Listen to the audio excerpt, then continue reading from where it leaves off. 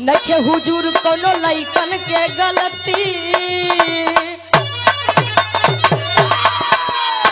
नखे हुजूर कोनो लइकन के गलती, ये मिजाज गड़बड़ावेली।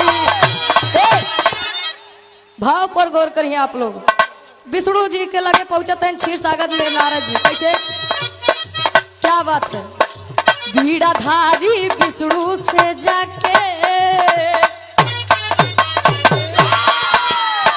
बीड़ाधारी विष्णु से जाके सारी बात बतावेले। बीड़ाधारी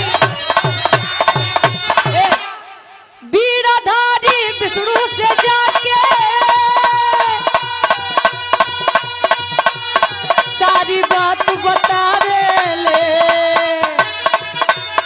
ए भैया देखा किसान के सुंदर ललनवा, ए प्रभु बड़ी रिक्वेस्ट बा। देखा किसान के सुंदर ललनवा अपन रज सुनावेले।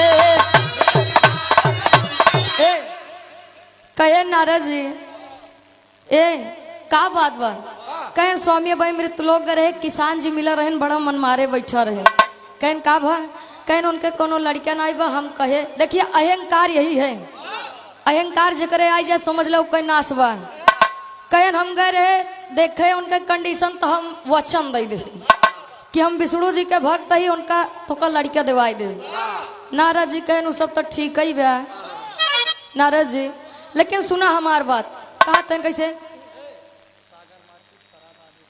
सागर मार्केट सराय ममरेज आप राज बहादुर भव्य कार्यक्रम के आप आयोजक साहब 101 रुपए का महान आशीर्वाद। और आप आदरणीय मंजू मिश्रा जी,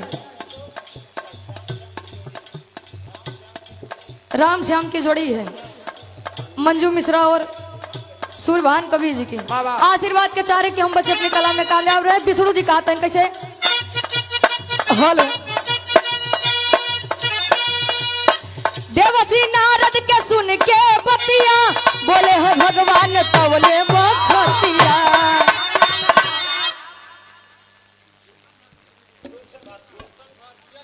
आप आदरणीय श्री गुलशन भाटिया जी झूसी की पावन धरती से 201 रुपए का महान आशीर्वाद। विष्णु जी कहते हैं लिखा नहीं है लाल भाग्य में, लिखा नहीं है लाल भाग्य में, अपन रज सुनावेले। कहे नारद सब भुला जाओ कर किस्मत में लड़कियां नहीं बा।